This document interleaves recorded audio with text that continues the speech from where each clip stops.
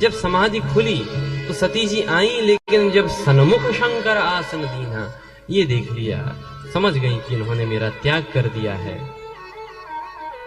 अब श्री सती जी के पिता प्रजापति दक्ष यज्ञ कर रहे थे और उस यज्ञ में सभी देवता जा रहे थे। शिव जी को आमंत्रण नहीं था, लेकिन सती जी ने हठ किया और श्री सती जी के हठ के कारण भगवान शिव को सती जी को भेजना पड़ा। सती जी ने वहां जाकर देखा, कुछ नहीं, भगवान शिव का भाग भी नहीं यज्ञ में।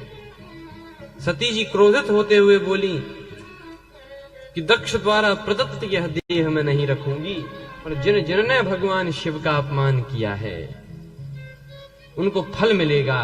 और अस कही जोग अग्नि तनु जारा, भयउ सकल मख हाहाकारा।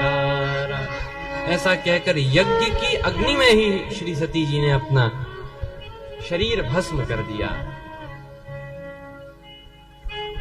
अब यही सती जी ने चूंकि मरते समय वरदान मांगा था, सती मरत हरिसन वर मांगा कि जन्म जन्म शिव पद अनुरागा।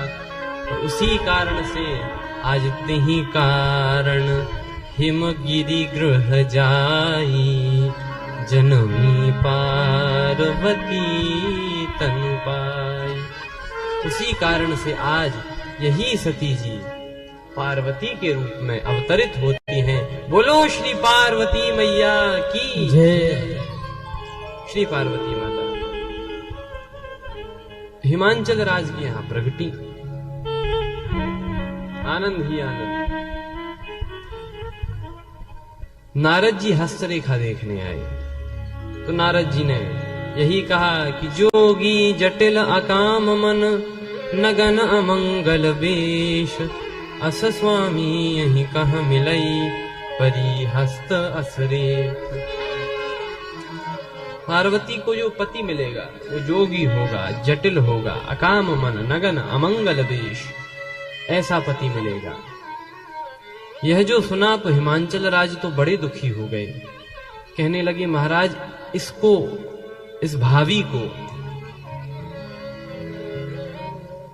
क्या कोई मिटा नहीं सकता?